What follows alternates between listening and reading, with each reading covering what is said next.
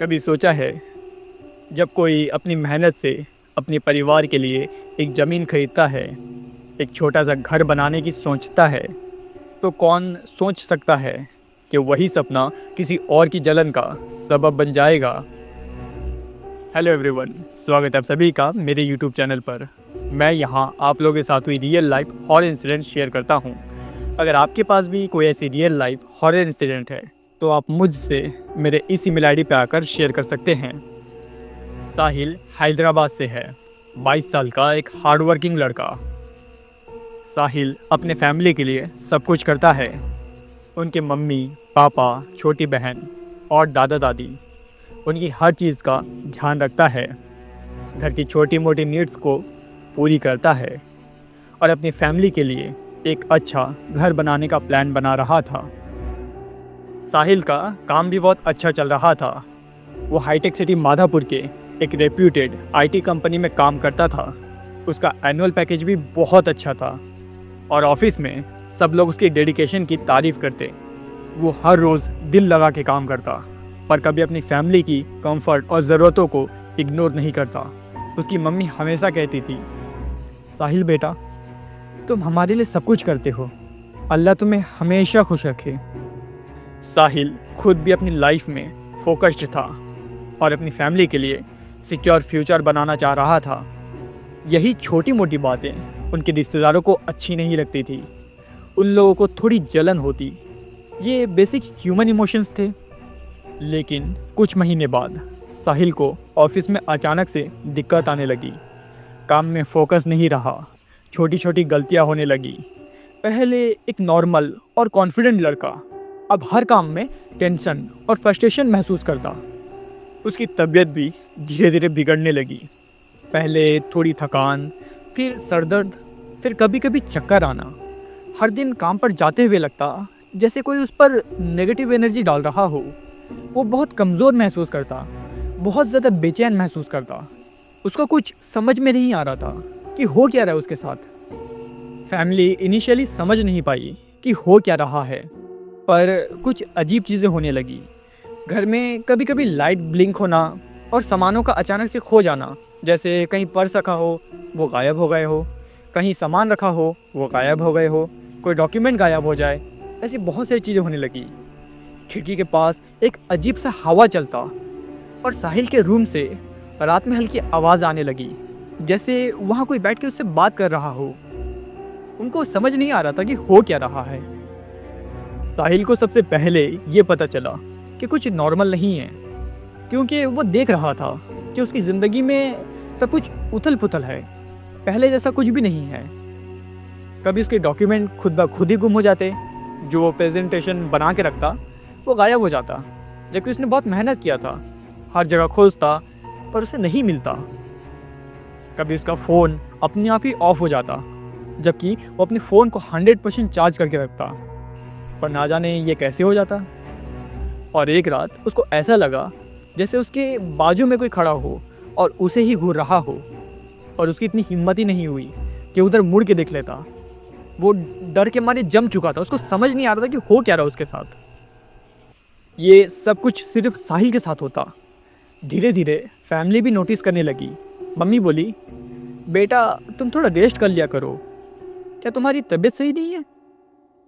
दिन ब दिन उसकी तबीयत और बिगड़ने लगी। वो हमेशा बीमार रहने लगा, काम में मन नहीं लगता, अपने कलीग से बिना किसी बात के झगड़ा हो जाता और अक्सर उसे कमज़ोरी महसूस होती, जैसे उसके ऊपर कोई हेवी वेट हो। साहिल कंफ्यूज और टेंशन में था।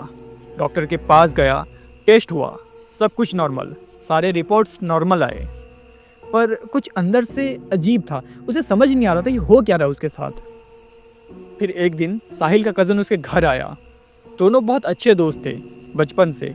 साहिल ने अपनी सारी तकलीफ़ें उसे बताई, तो उसने सजेशन दिया, भाई तूने इतना पैसा ऑलरेडी डॉक्टर के पास खर्च कर चुका है, क्यों ना तुम किसी ऊपरी वाले को भी दिखा लो, यानी किसी मौलवी या मौलाना के पास जा लो, जो तुम्हारी रुकिया कर सके, जो देख सके कि तुम्हारे साथ हो क्या रहा है, एटलीस्ट तुम्हें पता तो चले। जब ये बात साहिल ने अपने फैमिली वालों के पास रखा तो फैमिली वाले मान गए, क्योंकि वो साहिल का हालत देख रहे थे। फिर उन्होंने एक रेप्यूटेड मौलवी को बुलाया। जब मौलवी घर के अंदर दाखिल हुए तो उनके एक हाथ में तस्बीह और आंखों में दिव्य दृष्टि थी, यानी वो जो पढ़ रहे थे उससे उन्हें सब कुछ नज़र आ रहा था, वो सभी चीज़ें, वो सभी प्रॉब्लम्स।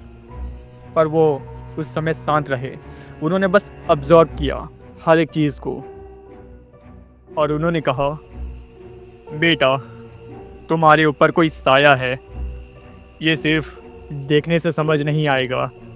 वो जो भी है वो खुद को बहुत अच्छी तरीके से छुपाना जानता है। थोड़ा सब्र करो, कल मैं फिर से आऊँगा तुम्हारे घर, तब हम सब कुछ ठीक कर देंगे, टेंशन मत लो। अगले दिन मौलवी घर आए और अपने दिव्य दृष्टि से देखकर तुरंत बता दिया, यहाँ तुम्हारे घर के पीछे ज़मीन में एक ताबीज़ और एक कपड़े का पुतला दफन है जिसमें तुम्हारा बाल और टी शर्ट का टुकड़ा है। ये ब्लैक मैजिक का काम है जिसका मकसद तुम्हारी लाइफ और हेल्थ को बर्बाद करना है। फैमिली शॉक में थी। मौलवी ने लोकेशन पॉइंट आउट किया बाहर जा कर के और सब ने मिलकर खोदा और ताबीज़ और पुतला निकला।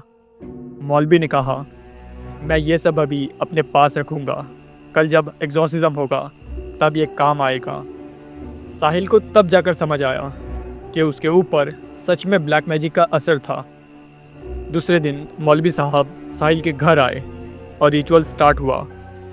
मौलवी साहब ने कहा, अब हम कंफर्म करेंगे कि इसके अंदर कौन है। उन्होंने पड़ा हुआ पानी साहिल को पिलाया। तब साहिल के शरीर में हलचल होने लगी। जिन ने सामने से रिस्पॉन्स किया। पहले शुरू में वो बहुत अजीब अजीब हरकत कर रहा था, झूठ बोल रहा था, सच बोल रहा था, कुछ भी सही से बता नहीं रहा था। हर बार मौलवी साहब उसे सवाल करते और उसे अपने आयत से कंट्रोल में करते। मौलवी साहब ने कहा, कौन है तू और इस बच्चे के जिस्म में क्यों आया है। स्टार्टिंग में जिन ने इधर उधर की बातें करी, बातों को टालने की कोशिश करी, पर जैसे ही मौलवी साहब ने आयत पढ़ना स्टार्ट किया वो ज़ोर ज़ोर से चीखने लगा और बोला, बंद करो, बंद करो। मुझे इसके काम खराब करने के लिए भेजा गया था और इसका सेहत और इसकी ज़िंदगी बर्बाद करने के लिए भेजा गया था। बंद करो। मौलवी साहब ने कहा, तुझे किसने भेजा और क्यों भेजा, कौन था इन सब के पीछे।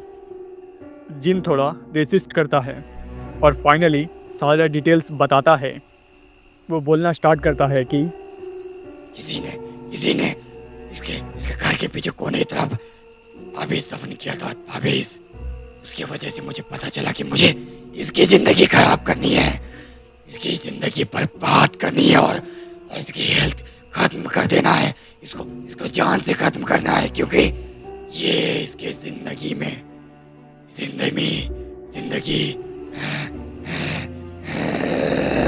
ये अपने फैमिली वालों के लिए सब कुछ कर रहा था।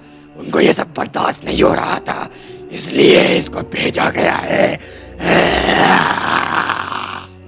मौलवी साहब ने रिचुअल के दौरान कुरान की आयत पढ़ी हुई पानी बार बार उसके चेहरे पे मारते और कुरान की आयत पढ़ते हुए उसे हर बार कुछ नया बताने के लिए मजबूर करते।